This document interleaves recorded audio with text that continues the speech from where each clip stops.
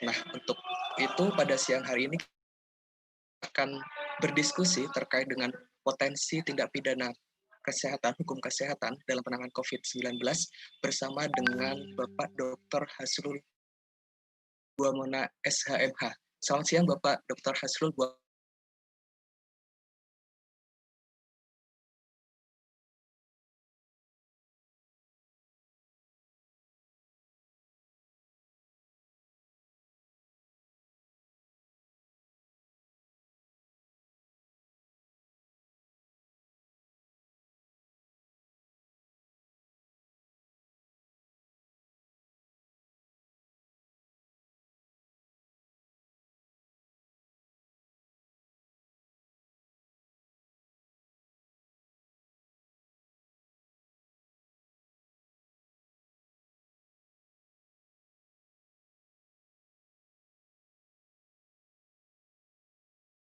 Universitas Islam Indonesia dan juga Doktor Hukum Kesehatan Universitas Islam Indonesia Yogyakarta. Teman beliau, di antara yang pertama adalah menulis 4 buku hukum kesehatan di negeri Purwokerto dan ahli di Polda D. Itu saya persilahkan kepada Bapak Dr. Hasrul Bauteri pada siang hari ini. Silakan Bapak.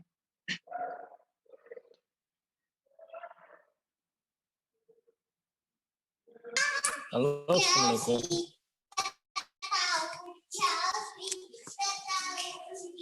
Halo, Assalamualaikum. Bisa dengar suara saya? Waalaikumsalam warahmatullahi wabarakatuh. Terima kasih sebelum mengundang saya untuk mengisi materi terkait dengan kalau tidak salah tindak pidana dalam COVID kesehatan ya, dalam COVID-19 dalam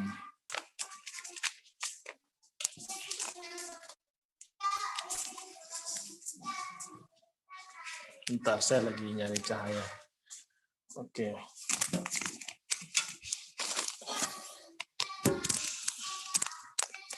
Ya.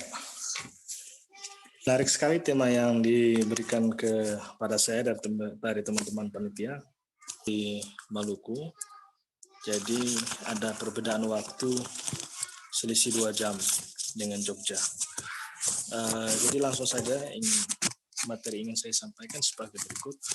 Jadi gini, kalau misalnya kita berbicara dalam konteks COVID-19 ini kan harus kita uraikan dulu. Ini dia masuk dalam apa sebenarnya? Bencana dalam bentuk apa? Bencana alam atau bencana non alam, artinya bencana non fisik seperti itu. Nah, kalau kita kembali dalam konteks undang-undang kebencanaan, jelas bahwa bencana itu terbagi dalam 2, bencana alam dan bencana non fisik. Nah, bencana non fisik ini di dalamnya salah satunya COVID masuk di situ karena dia sudah menjadi bagian dari persoalan yang pandemi dalam dunia kesehatan. Nah, tapi menjadi persoalan serius di dalam undang-undang tidak pidana korupsi, terminologi terkait dengan bencana non alam tidak diatur secara mendetail. Yang diatur hanya kita kembali menafsirkan di mana pasal 2 undang-undang korupsi terkait dengan keadaan tertentu. Yang mana keadaan tertentu ini kan kemudian penjelasannya kita harus lihat lagi dalam beberapa peraturan hukum yang lain. Contohnya undang-undang tentang kebencanaan dan kemudian ada kalau tidak salah peraturan presiden kalau tidak salah terkait dengan penanggulangan kebencanaan. Nah, dari persoalan kan kemudian kita melihat ada penafsiran hukum tertentu yang harus kita lakukan. Nah, sini saya mencatat ada beberapa penafsiran hukum yang penting di sini terkait dengan hal-hal tersebut, yakni penafsiran restriktif dan kemudian penafsiran sistematis.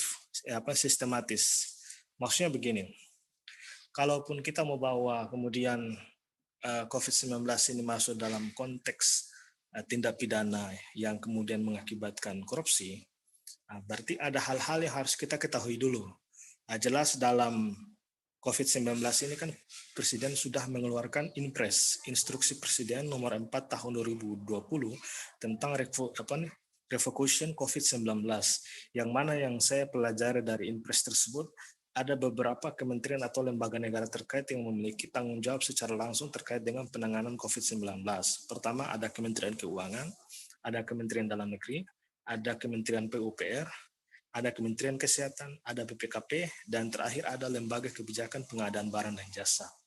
Nah, kalau kita melihat dari beberapa instansi lembaga negara ini yang ada dalam Inpres tersebut, jelas bahwa persoalan kemudian COVID-19 ini bos hanya pada dunia kesehatan, yang mana masuk dalam domain dari kewenangan Kementerian Kesehatan. Tapi ada hal-hal tertentu yang melibatkan kementerian-kementerian yang barusan saya jelaskan tadi. 19 ini kan tidak hanya melulu soal alat-alat medis saja sebenarnya kalau kita bicara. Itu yang juga melibatkan kementerian lain. Contohnya, ada penambahan infrastruktur dalam dunia kesehatan, mungkin bangunan kesehatan, infrastruktur medis. Tentu dia melibatkan Kementerian Keuangan dan kemudian Kementerian PUPR di sini. Ya kan, kalau kita kebijakan administratif dari kepala daerah, baik itu tingkat bupati, wali kota, dan gubernur, maka di sini ada kaitannya dengan Kementerian Dalam Negeri. Nah, seperti itu.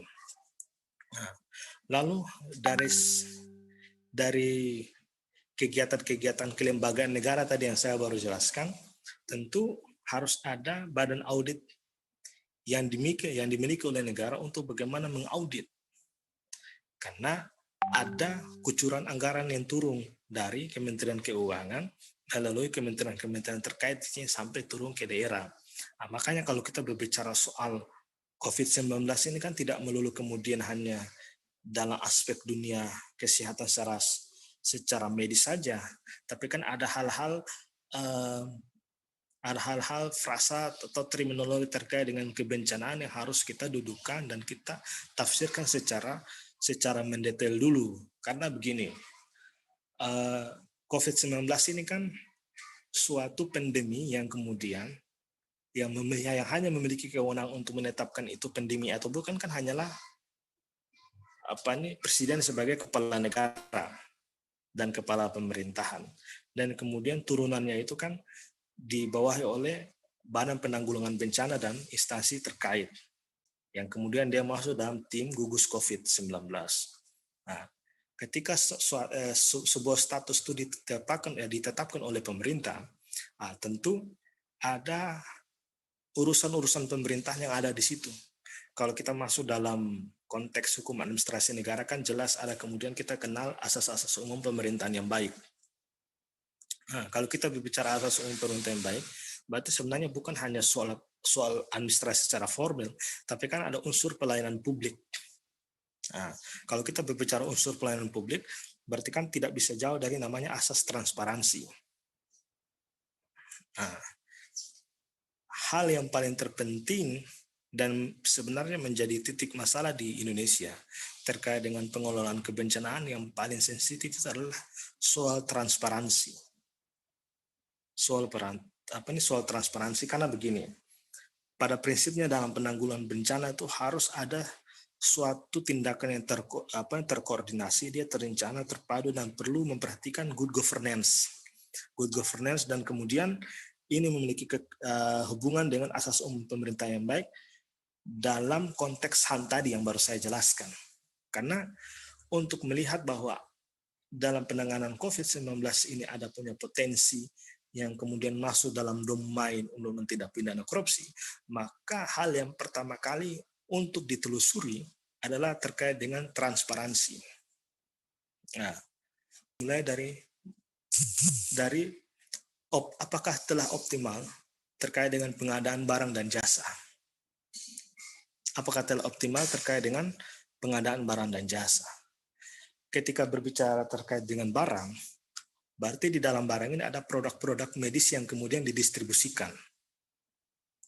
Ada baik didistribusi secara fisik, ada kemudian didistribusi baik dalam bentuk anggaran. Terkait dengan jasa. Nah, terkait dengan jasa ini kan berarti dia langsung kepada tim atau pelaksana teknis, baik yang ada dalam ruang lingkup tenaga kesehatan itu sendiri, atau dinas-dinas instansi lain yang kemudian dia tergabung dalam tim gugus COVID. Dia rutinitas yang dia kerjakan dalam penanganan COVID tersebut, hak-hak dia sudah terpenuhi atau tidak. Berarti dalam dua hal ini terkait dengan barang dan jasa, transparansi memiliki posisi yang sangat penting. Karena salah satu unsur transparansi dia tidak terpenuhi, maka ada good governance yang kemudian perlu untuk dipertanyakan kembali. Karena kalau berbicara good governance, maka dia tidak bisa jauh dari namanya asas. Kita dalam dunia kesehatan itu kan prinsipnya bahwa kesehatan itu kan dia kedudukannya adalah hak. Hak itu kemudian secara konstitusional diatur dalam pasal 28H Undang-Undang Dasar 1945. Dan kemudian hak itu kemudian diimplementasikan dalam pasal 34 ayat 3 Undang-Undang Dasar 1945 sebagai wujud implementasi tanggung jawab negara di pelayanan kesehatan dan pelayanan publik yang layak. Itu konteks yang mana mengatur terkait dengan pelayanan dan kebutuhan kesehatan sehari-hari. Dalam konteks kebencanaan, dia memiliki status yang berbeda pula. Jadi kalau kita belajar lex spesialisnya, ketika sudah masuk dalam lex spesialis, maka harus ada bangunan terkait dengan bangunan sebaik-baik mungkin. Makanya saya membaca Inpres nomor 4 tahun 2020, saya melihat ini sudah bagus sekali nih, karena dia berjenjang. Kalau adik-adik semua pelajari kembali Inpres tahun 2020 nomor 4, dia sudah berjenjang. Ketika ini dia berjenjang, dari sinilah menelusuri apakah ada potensi korupsi atau tidak. Kan sebenarnya begitu. Lalu kemudian menjadi persoalan utama dalam penanganan penanganan kebencanaan di Indonesia ini kan persoalan transparansi sebenarnya. Karena gejolak-gejolak COVID ini kan masyarakat kan banyak bertanya begini, bahkan sudah sangat besar, tapi kemudian banyak mendapatkan akses baik akses kesehatannya, akses kehidupan sehari-hari terkait dengan kebutuhan bahan pokoknya dan lain-lain. Tapi yang ingin mau saya sampaikan begini, dalam beberapa kasus kebencanaan baik alam ataupun non alam, seringkali terjadi penggelembungan data. Jadi terjadi penggelembungan data. Jadi ada beberapa kasus-kasus seperti ini. Pertama ada penggelembungan data administrasi, kedua ada pemotongan dana bantuan, ada proyek fiktif, dan kemudian ada one prestasi kontraktor. Saya jabarkan satu dulu terkait dengan penggelembungan data dan administrasi. Contoh, kemarin Muldoko pernah mengeluarkan statement di pemberitaan di online bahwa COVID-kan pasien, kalau tidak salah seperti itu ya. Lalu kemudian dari sini kita melihat, kalau kita membaca berita itu kan kita bisa mengambil suatu asumsi bahwa jangan-jangan benar statement yang dikeluarkan oleh Muldoko, karena di beberapa daerah pun banyak kemudian masyarakat itu melakukan perlawanan, tidak terima ketika kemudian saudaranya yang mereka yakini tidak menjadi bagian dari pasien COVID-19, lalu kemudian di-COVID-kan. Kan seperti itu. Ada juga orang yang kemudian dia sakit dan meninggal, hasil bahwa dia ini COVID atau tidak, tapi kemudian ada oknum-oknum dalam tenaga medis sudah meng-COVID-kan pasien tersebut. Jadi sebenarnya apa sih tujuannya sebenarnya? Kemudian terkait dengan pemotongan dana bantuan, saya mau tarik di sini sebenarnya. Saya kemarin pulang di daerah saya, masih di Maluku Utara. Saya berbicara dengan beberapa tenaga kesehatan, khususnya pegawai di puskesmas, terkait dengan COVID-19. Ternyata yang saya temukan dari pembicaraan mereka bahwa untuk COVID-19 ini, untuk penanganan COVID-19 ini, dana rutin di puskesmas mereka, dan hampir semua di puskesmas di kabupaten tersebut, di daerah saya, itu terjadi pemotongan. Itu terjadi pemotongan. Jikalau itu terjadi pemotongan anggaran tersebut, kemudian implementasinya jelas, ya kan?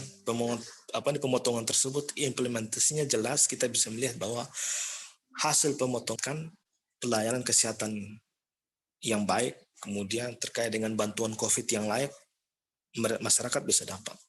Tapi dengan pemotongan yang tersebut, kita melihat masyarakat tidak dapat bantuan apa-apa. Nah, itu pertanyaan besar.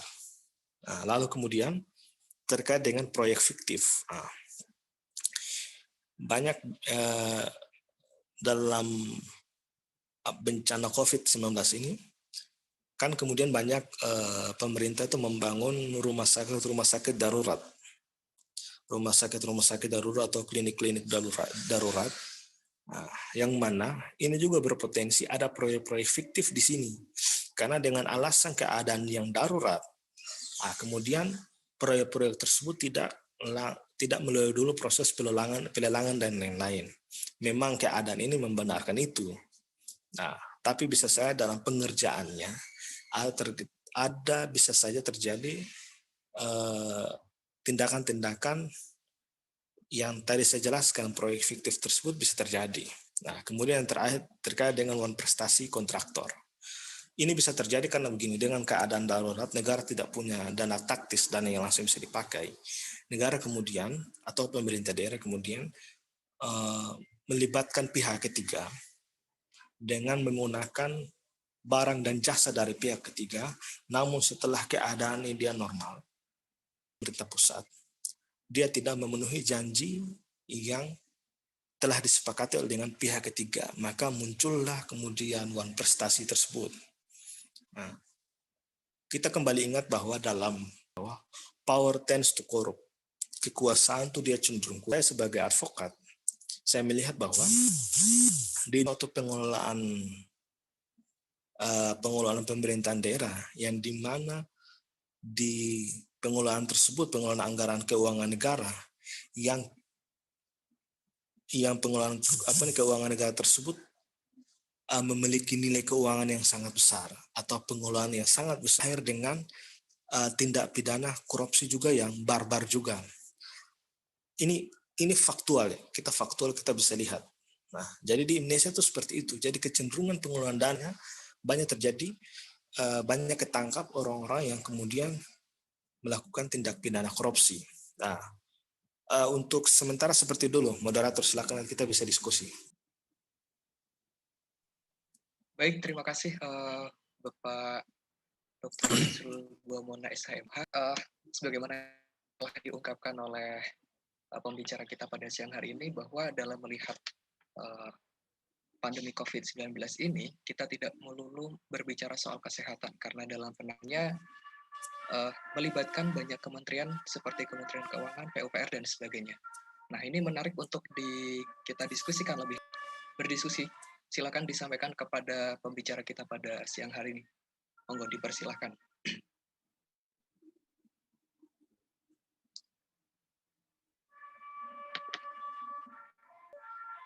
Baik, yang pertama dari Yusuf Munajat.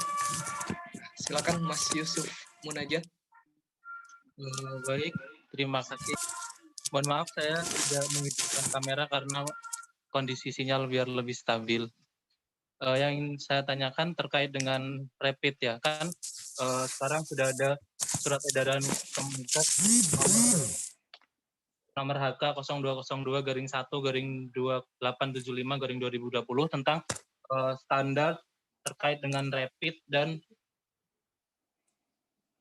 batas tertinggi biaya rapid dan antibody. Nah, di situ memang sudah ditetapkan standar, yaitu Rp150.000, itu maksimal. Tetapi ditambah lagi dengan adanya biaya dokter. Nah, biaya dokter ini yang sangat bervariatif antara rumah sakit yang satu atau klinik yang satu dengan yang lain. Nah, yang ingin saya tanyakan, apakah mungkin biaya dokter ini bisa dikomersialisasikan? Atau apakah ini juga merupakan bentuk komersialisasi di bidang kesehatan? Itu saja, terima kasih. Oke, saya langsung jawab ya. Baik, terima kasih. Silakan Bapak. Jadi gini, kelemahannya di mana terkait dengan rapid, kelemahannya kenapa kemudian hanya dibuat dalam bentuk surat edaran, itu yang pertama. Nah, seharusnya terkait diatur dalam bentuk peraturan. Tujuannya agar rumah-rumah sakit di dalam instalasi medisnya itu tidak membangkang. Kan kalau kita melihat gini, itu saya pernah ngalami. Makanya saya kemudian waktu pulang ke Maluku, saya nggak mau ngecek di rumah sakit, tapi saya lebih memilih ke klinik. Jadi gini, waktu itu saya mau memeriksa di sebuah rumah sakit di Jogja. Nah, biaya rapid itu memang betul 150, dia mengikuti surat edaran. Tapi kemudian ada biaya tambahan yang lain. Nah, seperti itu. Nah, menjadi pertanyaan kan apakah kemudian rumah sakit sudah dibawa dalam dunia komersialisasi? Ya, memang benar sudah dibawa, atau kapitalisasi rumah sakit memang sudah benar. Jadi dalam dunia kesehatan itu nanti adik-adik semua bisa baca hasil disertasi saya terkait dengan politik hukum rumah sakit privat dalam perspektif pasal 34 ayat 3 Undang-Undang Dasar 1945. Itu jelas bahwa wajah bangunan hukum rumah sakit di Indonesia ini memang sudah dibawa ke industrialisasi sejak tahun 2009, sejak disahkan Undang-Undang Rumah Sakit. Persoalan kemudian terkait dengan rapid test tadi ini hanya derivatif, jadi turunan masalahnya sebenarnya. Jadi dengan pembentukan peraturan hukum Undang-Undang Rumah Sakit pada tahun 2019 itu, pada saat sekarang baru kemudian masyarakat itu nampak bahwa wajah rumah sakit kita memang sudah jadi industri. Nah, persoalannya begini, persoalannya terkait dengan rapid test yang saya sesalkan, dan saya pernah menulis itu di media massa. Saya menulis dengan judulnya Pak Jokowi rapid test kok berbayar. Jadi gini, kalau kita berbayar nggak boleh berbayar karena kita mengambil pada keadaan hukum tadi, itu keadaan hukum yang menetapkan dia sebagai keadaan darurat non bencana fisik adalah kan pemerintah, ya kan yang menetapkan COVID sebagai sebuah bencana kan pemerintah, kan begitu. Nah, kemudian pemerintah pun yang kemudian mensahkan undang-undang kekarantinaan. Oke. Kemudian pemerintah pun yang kemudian mengeluarkan peraturan pengganti undang-undang terkait dengan persoalan COVID tersebut. Nah, dari persoalan-persoalan regulasi yang telah dikeluarkan pemerintah, namanya dalam keadaan darurat, berarti tidak boleh sebenarnya ada proses tindakan komersialisasi lagi di situ, karena darurat.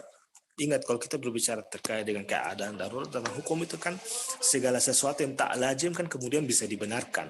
Artinya kan seperti itu. Dengan keadaan darurat seharusnya kan negara mengambil alih. Karena begini, sebenarnya rapid test itu bisa gratis, tidak usah bayar, karena tidak semua dari 200 juta penduduk yang ada di Indonesia dia akan rapid test dong. Iya kan begitu? Kan tidak semua. Orang yang kemudian mau melakukan rapid test ini kan orang mau melakukan perjalanan jauh. Kan seharusnya begitu. Nah, jikalau mau bayar, jikalaupun sekalipun mau bayar, seharusnya bukan dalam bentuk surat edaran. Seharusnya dalam bentuk peraturan presiden. Menjadi pertanyaan hukum begini. Sejauh mana surat edaran memiliki kekuatan hukum? Apalagi hanya surat edaran setingkat Menteri Kesehatan. Kita harus tahu bahwa dunia kesehatan kita ini dia diatur oleh dua kutub. Kutub pemerintah pusat dan kutub pemerintah daerah, yang mana domainnya diatur dalam Undang-Undang Otonomisasi Daerah. Dalam keadaan hukum tertentu, surat edaran Menteri Kesehatan itu bisa diabaikan secara hukum oleh pemerintah yang ada di daerah, baik kota, kabupaten, dan provinsi. Mengapa? Karena bupati dan wali kota bukan bawahannya menteri.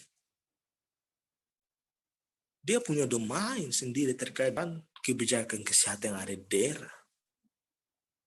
Itu dari segi subjek hukum publik. Sekarang kalau kita berbicara dalam konteks subjek hukum publik, privat, katakanlah rumah sakit yang dimaksud oleh pertanyaan Ade tadi, rumah sakit berbentuk perusahaan terbatas, yayasan ataupun perkumpulan. Ingat bahwa ketika rumah sakit itu dia berbentuk perusahaan terbatas. Dia adalah suatu badan hukum yang negara itu pertama. Kedua, dia punya kemandirian dalam mencari keuntungan. Kalau itu rumah sakit PT, ingat, PT itu tujuannya mencari keuntungan. Dia punya kemandirian untuk itu. Ketika dia punya kemandirian untuk mencari keuntungan, dia bisa bebas menentukan apapun itu. Kalaupun ada yang bilang, bukankah kemudian ini keadaan darurat dan tidak ada fungsi sosial, itu persoalan yang lain. Karena ketika dia bangunan hukum PT pun, dia bisa membangkan surat edaran dari Menteri Kesehatan. Kan dia punya entitas hukum yang kuat juga. Terkecuali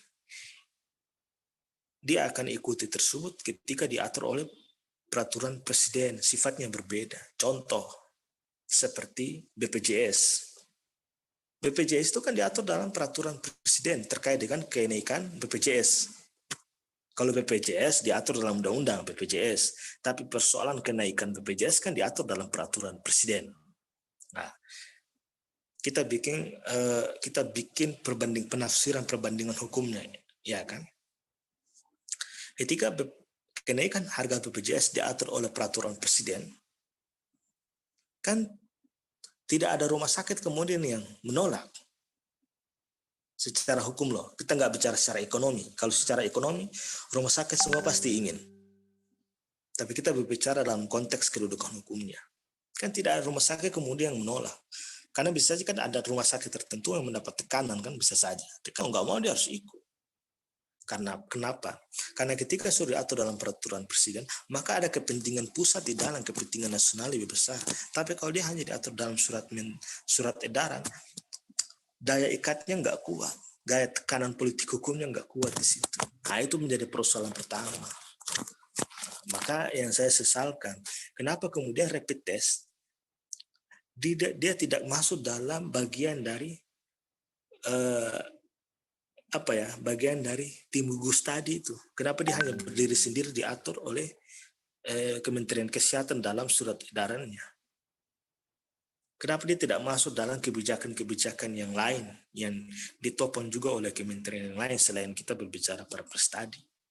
Ini kan yang saya sesalkan, berarti ada indikasi dong. Ada indikasi bahwa di dalam keadaan yang memang dibuat darurat sendiri oleh pemerintah ini, pemerintah pusat, tetapi pemerintah pusat pun juga membiarkan pelaku-pelaku bisnis di bidang kesehatan, yakni rumah sakit, klinik, dan lain-lain, itu mencari keuntungan. Ada di daerah saya, RSU itu dia nggak mau buat rapid test. Dia hanya mau buat rapid test untuk mahasiswa atau orang yang sekolah, atau anak sekolah lah, seperti itu. Tapi ketika orang umum yang mau bikin rapid test, dia harus lari ke klinik di luar yang biayanya melebihi dari surat edaran yang dimaksud. Menjadi pertanyaan kan begini, apakah mereka tidak membaca surat edaran yang dimaksud? Tentu membaca. Tapi kenapa terjadi pembangkangan? Ya karena hanya surat edaran. Tapi kalau misalnya itu diatur dalam perpres, kan distribusinya kan, power distribusinya itu kan merata. Nah, ini persoalan serius di Indonesia. Makanya dari persoalan COVID-19 ini kan sebenarnya bom waktu sebenarnya, bom waktu yang sedang meledak dalam dunia pelayanan kesehatan. Seperti itu. Ada yang lain, silahkan.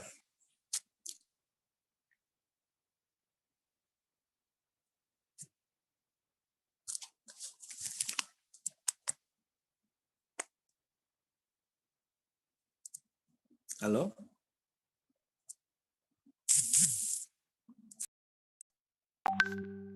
Halo? Mohon maaf, Zakil. Speakernya masih Atur ya. Tadi Sebelumnya, apa tadi moderator? jadi terima kasih atas. Mohon maaf, Bapak tadi masih speakernya belum dihidupkan. Jawaban dari pertanyaan. Selanjutnya, saya persilahkan kepada Mas Ahmad Hashim untuk menyampaikan pertanyaannya. Silakan Mas Hashim. Terima kasih atas kesempatannya. Saya itu mengenai tentang dana ya. Sebenarnya dana yang dianggarkan oleh pemerintah itu berapa? Kemudian untuk saat ini penggunaan dana yang sudah digunakan itu mencapai berapa persen? Mengingat banyak hal-hal yang sudah diupayakan. Seperti itu. Mungkin cukup. Terima kasih. Baik, terima kasih Mas Hashim. Silakan kepada Bapak Dr. Hasul Buamona SHMH untuk menjawab Ya, pertanyaan dari Mas Hashim. kalau pertanyaan terkait dengan penggunaan anggaran itu kayaknya bukan kapasitas saya deh, karena saya bukan dari Kementerian Keuangan atau dari pemerintah. Ya kan, kalau bicara dalam konteks kemudian apakah memiliki potensi masuk dalam korupsi, ya saya bisa bicara itu. Oke, seperti itu ya. Baik, jadi seperti itu Mas Hashim. Mungkin informasi bisa digali sendiri terkait dengan dana yang digelontorkan oleh pemerintah dalam proses penanganan COVID-19 ini. Karena memang bukan kapasitas dari pembicara kita pada siang hari ini untuk menjawab pertanyaan dari Mas Hashim. Begitu Mas Hashim? Ya, nggak apa-apa. Baik, terima kasih. Selanjutnya kepada pemerintah kita. Selanjutnya Mas Raihan Akbar. Silakan Mas Raihan Akbar untuk menyampaikan pertanyaannya. Baik, terima kasih. Sebelumnya Bismillahirrahmanirrahim. Assalamualaikum warahmatullahi wabarakatuh. Terima kasih kepada moderator atas kesempatannya. Jadi yang ingin saya tanyakan begini. Ini kan sudah ada mulai wacana mengenai vaksinasi yang rencananya awal tahun 2021 itu akan dilaksanakan vaksinasi massal di setiap rumah sakit, baik itu milik pemerintah maupun milik swasta. Nah, yang saya tanyakan begini, apabila ada salah satu masyarakat kemudian melakukan vaksinasi di rumah sakit, kemudian setelah 8 jam atau mungkin 12 jam di badannya mungkin tidak enak dan lain sebagainya karena atas dasar malpraktik atau bagaimana? Mungkin itu saja yang saya tanyakan. Terima kasih. Bila bisa bila khairat. Assalamualaikum warahmatullahi wabarakatuh. Waalaikumsalam warahmatullahi wabarakatuh. Silakan Bapak Ya, jadi gini. untuk menjawab pertanyaan dari Mas Raihan. Oke. Sebelum saya menjawab itu, ada hal penting yang saya beritahukan begini. Jadi terkait dengan kesehatan terhadap seseorang, itu hak eksklusif seseorang atau setiap orang, dia bisa menolak. Jadi terkait dengan vaksin tersebut, setiap orang bisa menolak untuk tidak divaksin. Itu pertama. Karena kita harus masukin dulu vaksin, nanti dia masuk dalam pelayanan kesehatan apa, promotifkah, rehabilitasikah, kuratifkah atau apa, seperti itu pertama. Nah, kedua, saya masuk ke pokok pertanyaan gini. Ini kan kita bicara potensi ya. Kalau misalnya ada orang itu kan kalau macam mau divaksin itu kan tidak langsung datang vaksin dong. Itu pertama. Ada pemeriksaan pendahuluan terkait dengan keadaan fisiknya, itu pertama. Kedua, setiap obat yang ditemukan lalu kemudian artinya setiap vaksin yang ditemukan, ya kan, lalu sebelum mau diuji ke masyarakat atau orang ataupun pasien, itu kan harus melalui uji klinis dulu. Dia tidak serta-merta langsung kemudian diberikan kepada pasien atau orang atau setiap orang, seperti itu. Harus ada uji klinisnya.